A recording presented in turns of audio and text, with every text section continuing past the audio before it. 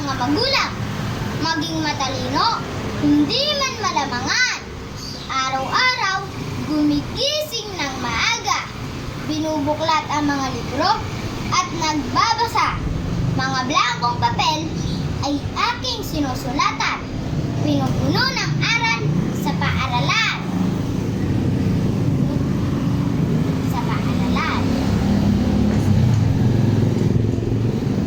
Sa mga hindi alam na asignatura, ay nagpapaturo sa nakakatanda.